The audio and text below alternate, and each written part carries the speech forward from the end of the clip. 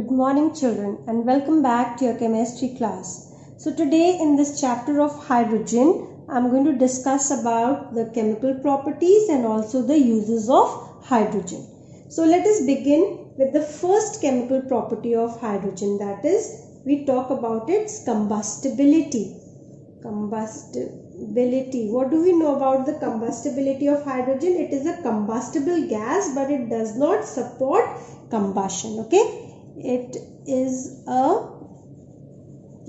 combustible gas but does not support combustion. Clear? Over here we need to know that hydrogen burns in the atmosphere of oxygen with a pop sound and pale blue flame can be produced. Okay. Now second point, which I have already discussed with you on the live class, but here since these are the reactions, so I would also send it through video so that you can revise. So now the next chemical property that I need to talk over here is reaction of hydrogen with non-metals. So let's begin. The first one, that is hydrogen. It readily combines with oxygen to form water. Now what is the special condition required for hydrogen to combine with oxygen to form water? We need moisture over here. Then only this reaction takes place. Clear? Then next example could be like hydrogen when combines with chlorine. Now this always takes place in the presence of sunlight. If it takes place in the presence of sunlight, it shows an explosive reaction. Okay, the explosive reaction takes place in the presence of sunlight, and the same reaction can also happen in the diffused light. Okay, diffused light, the reaction is going to give us hydrogen chloride, but this is a moderate reaction, right? Same way, this hydrogen with chlorine in dark will show no reaction. It is not going to show any reaction. Similarly, hydrogen can also combine with bromine, right, in the presence of sunlight. Same process. Then it is going to form HBr, 2HBr. This will be explosive. Diffuse light में moderate and dark में no reaction will take place. Then coming to the next reaction, that is hydrogen when combines with sulfur.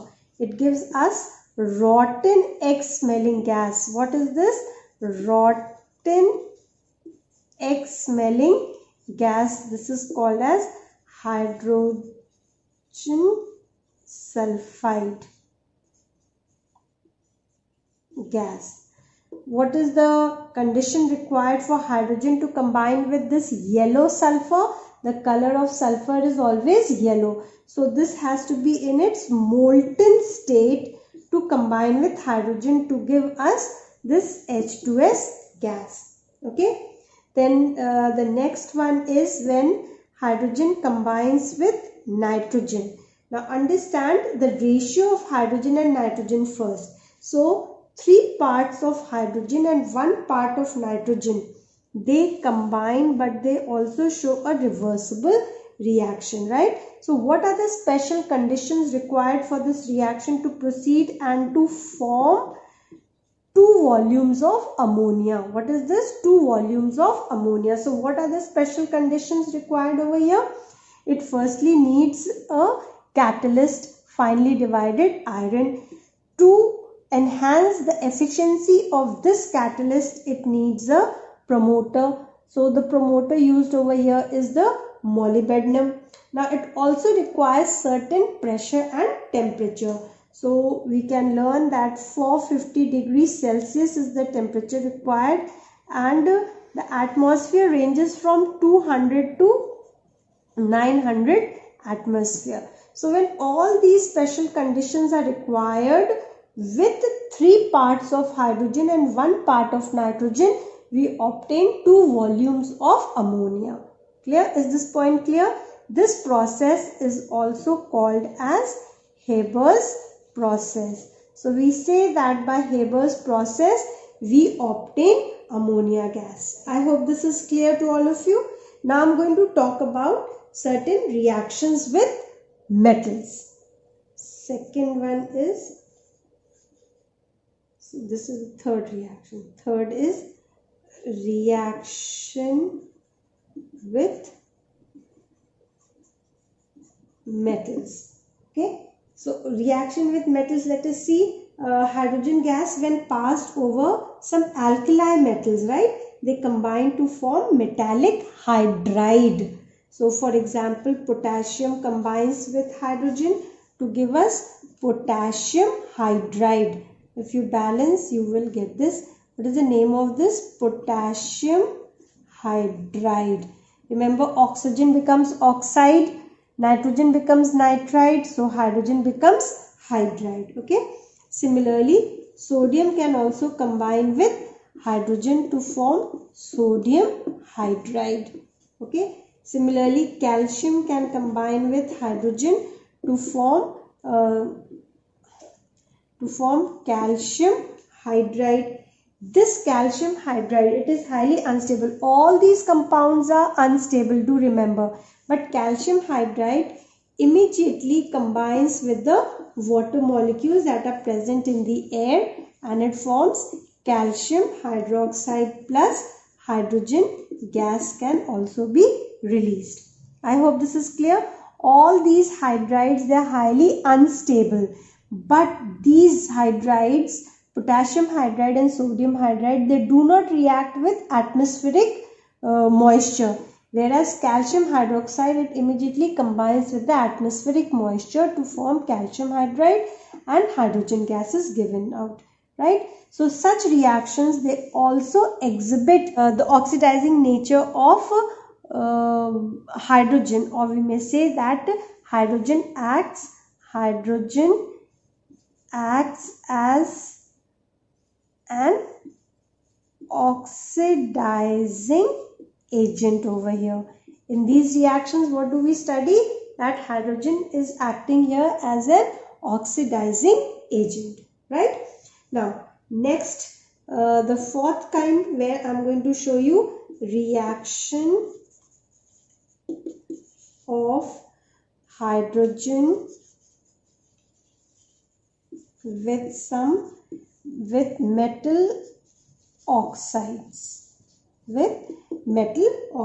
So hydrogen over here, it acts as a strong reducing agent. Here it is acting as a strong oxidizing agent. Now I'm going to explain you how it acts like a strong reducing agent. For example, PbO, it reacts with hydrogen to give us Pb plus H2O. This Pb, it is always yellow in color. When we treat it with hydrogen, it becomes silver color, lead plus water is given out. Similarly, you can say copper oxide, when treated with hydrogen, it is going to give us copper plus water. So what is the color of copper oxide? It is black in color, and when reduced with the help of hydrogen gas, it is going to give us reddish brown deposit of copper and water is formed. So over here we can say that hydrogen, it is reducing the metallic oxides into the respective metals.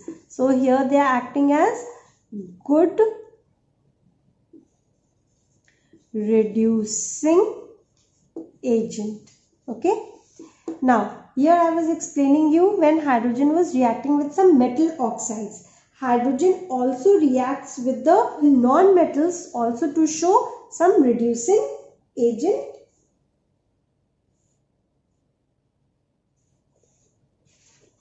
Now hydrogen also helps in reduction of the halogens to the respective halogen acids also. So there also it acts like a reducing agent. So maybe you can learn like this: hydrogen combines with fluorine to form HF. So what is it showing over here? It is acting as a good reducing agent. Even like for example carbon, it is getting reduced to methane. Who is getting it reduced? Hydrogen is getting it reduced. So hydrogen over here,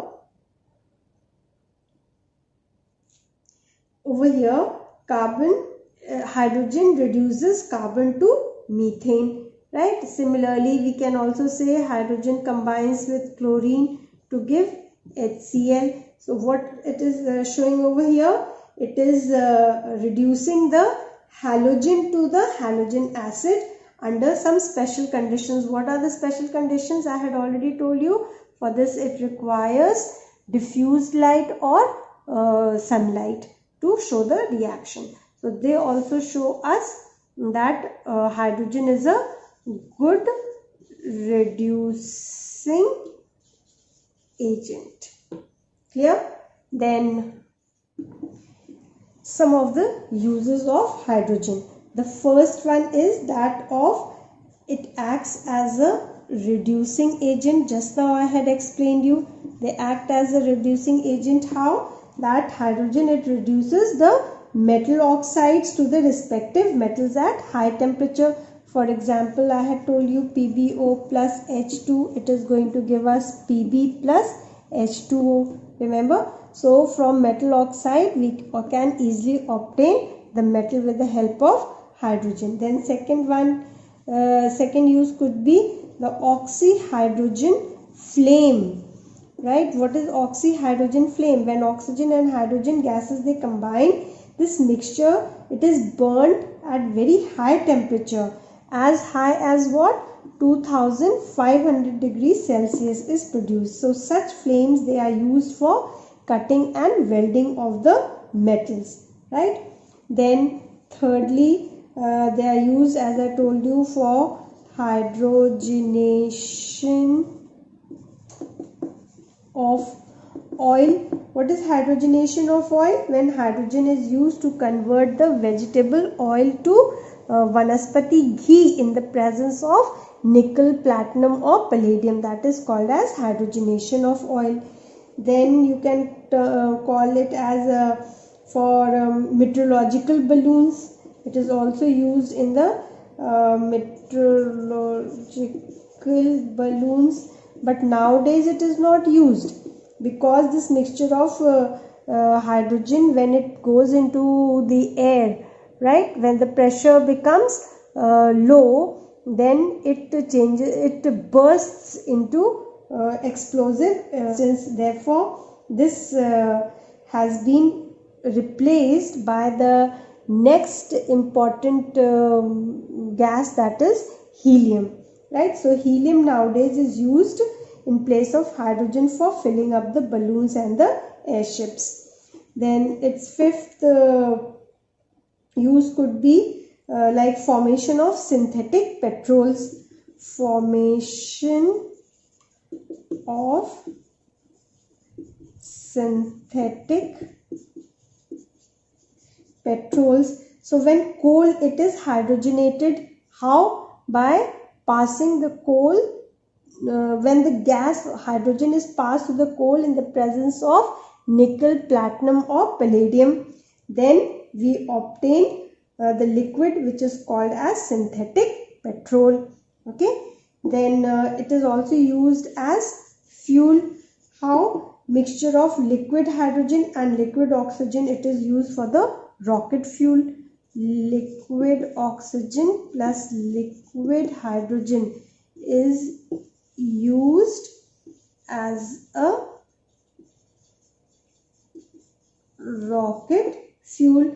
So in very near future you will see that this hydrogen gas will be easily replaced by the gasoline for our automobiles. Okay. Then it is also used for the synthesis of the compounds, for synthesis of compounds, like for example Haber's process. If you remember, Haber's process is what? For manufacture of ammonia gas, isn't it? So these are some of the uses of hydrogen. And with this we wind up with a chapter. Thank you.